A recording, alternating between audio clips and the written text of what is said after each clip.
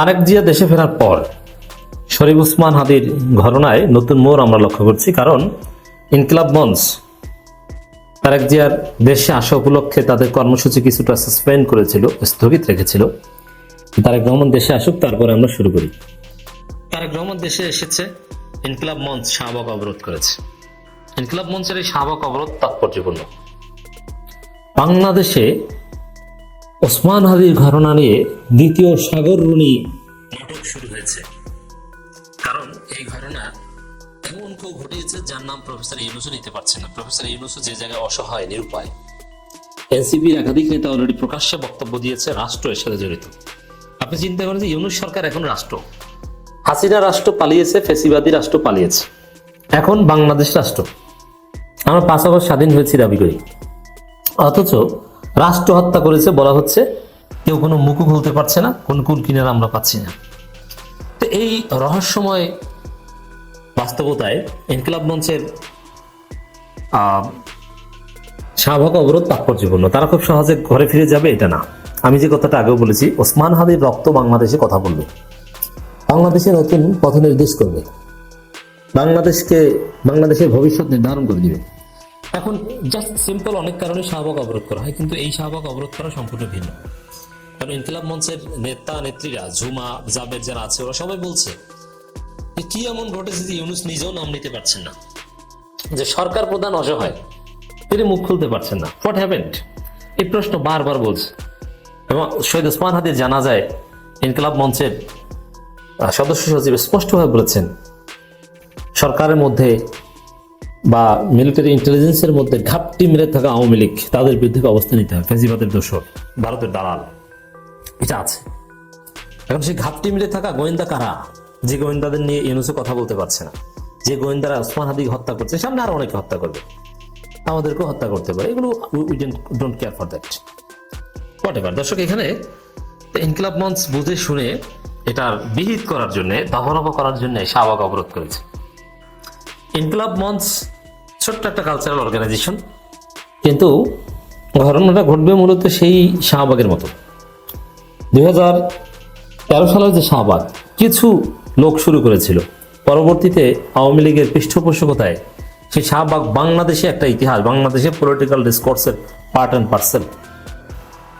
এখন ইনকিলাব মঞ্চের সাথে ফ্র্যাঙ্কলি স্পিকিং জামাত আছে, শিবির আছে, ভারতের আধিপত্যবাদের বিরুদ্ধে আরো যত শক্তি আছে, এনসিপিও আছে। আর জামাত, শিবির, এনসিপি, চরমনাই এখন তো প্রায় একই লাইনে। আরো বিখাসাতান বললে জামাত, শিবির, ইনকিলাব মঞ্চ, চরমনাই, এনসিপি সবাই ঐক্যবদ্ধ। তো এই জায়গায় মূল বিপদটায় পড়বে মূলত বিএনপি। কারণ ইউনূস যদি ওসমান হাদির হত্যাকারীদের ট্রেস করে এবং তার বিচার করে, যদি সাহস করে বাধা বিপত্তি অতিক্রম করে, ওই আয়নাগর ভিজিটের মতো, আয়নাগর ভিজিট করতে দিবি না কত কিছু, এক পর্যায়ে সব বাধা বিপত্তি অতিক্রম করে প্রফেসর ইউনূস আয়নাগর ভিজিট করেছেন। তো ওইরকম যদি সব বাধা বিপত্তি অতিক্রম করে প্রফেসর ইউনূস আয়নাগর ভিজিটের মতো শরীফ ওসমান হাদির হত্যাকারীদের মুখোশ খুলে দেন, তাহলে এক্সিস্টিং যে কাঠামো, যে সেট আপ নিয়ে তারেক রহমান এসেছেন বাংলাদেশে, ওই সেট আপ ভেঙে যাবে। তারেক রহমান এই ভারতীয় হেজিমনি এগুলো সব ধরে রেখে পুরনো বন্দোবস্ত, পুরনো কাঠামোর মধ্যে সিস্টেমে ক্ষমতা আসতে চান। জনগণের ভোটে না, জনগণের ভোটে যে সম্ভব না এটা জানেন। কোনো এই তলে অথবা পিছনের দরজা দিয়ে অবৈধভাবে ক্ষমতা আসার কোনো ইচ্ছা যদি তারেক রহমানের না থাকতো, তাহলে তিনি দেশেই আসতেন না। কারণ আমরা এই কথাটা আগে থেকেই বলেছি যে প্রধানমন্ত্রী হওয়ার গ্যারান্টি ছাড়া তারেক রহমান দেশে আসবেন না। তাই গ্যারান্টি তো দিল্লি দিয়েছে, আর দিল্লির সেই কাঠামো এখনো অনেকাংশে বহাল আছে। অবশ্য এটার অবস্থা হচ্ছে কাকের মতো, যে কাক কথিত আছে, ইটস নট সায়েন্টিফিক্যালি প্রুভড, যে কাক যখন একটা সময় গ্রামে গঞ্জে মানুষ সাবান দিয়ে গোসল করত এবং তার পুকুর ঘাটে, খালের পারে, নদীর পারে গোসল করতো। এখন অবশ্য সেই পুকুরে গোসল, খালে গোসল করার কালচার সম্ভবত নেই, আমি যতদূর জানি।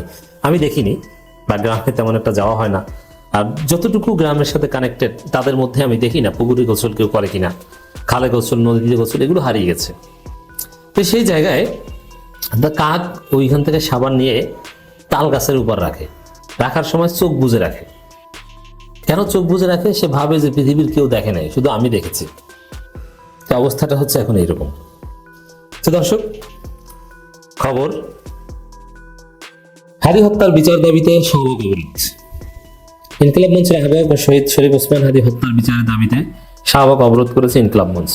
এতে ইনকিলাব মঞ্চের নেতাকর্মীদের পাশাপাশি সাধারণ শিক্ষার্থীরা জনতা যোগ দেন। এইটাই ঘটনা।